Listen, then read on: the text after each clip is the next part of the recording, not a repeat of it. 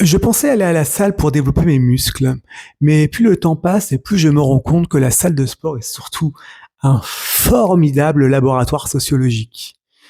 On y observe des comportements fascinants, des haltères abandonnés au milieu du passage, des machines jamais nettoyées, des serviettes oubliées, des vestiaires presque vides où certaines personnes viennent quand même s'installer juste à côté de toi, ou qui s'installent et qui prennent un banc à elles toutes seules. Et surtout, des panneaux partout. Rangez votre matériel, nettoyez votre machine, respectez le circuit, remettez les poids à leur place. À un moment, je me suis posé une question et je me suis dit, mais en fait, le problème, est-ce que c'est vraiment le manque de panneaux, sincèrement, ou le fait qu'on soit obligé de les afficher? Prenons l'exemple du e-gym. Certaines salles sont obligées de dessiner des flèches au sol pour expliquer qu'il faut passer de la machine 1 à la machine 3, puis à la machine 4, et ainsi de suite, enfin 3 et 4, et ainsi de suite, pour faire le circuit complet. Comme si un circuit de 8 machines était devenu, si ce n'est un labyrinthe, un casse-tête stratégique. Et c'est là que je trouve le sujet super intéressant. Parce que la salle de sport reflète quand même souvent ce qui se passe à l'extérieur.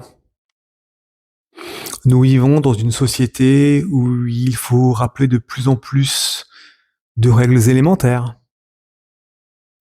Ranger, respecter, nettoyer, attendre son tour, faire attention aux autres. Comme si ce qui relevait autrefois du simple bon sens devait désormais être affiché sur des panneaux. Ma coach a sorti une phrase qui m'a fait rire et qui résume parfaitement le problème. Elle est en train de pester, de dire tout d'un coup pour ce qu'elle voyait, si vous n'êtes pas capable de les ranger, vous n'êtes pas capable de les soulever. Elle voulait même l'afficher dans la salle. C'est provocateur? Peut-être que oui, peut-être que non.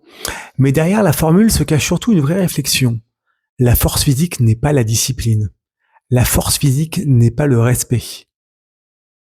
La force physique n'est pas le civisme.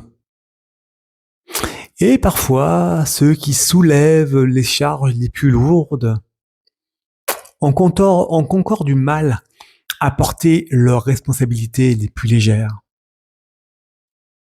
Finalement, le problème n'est pas qu'on affiche les règles.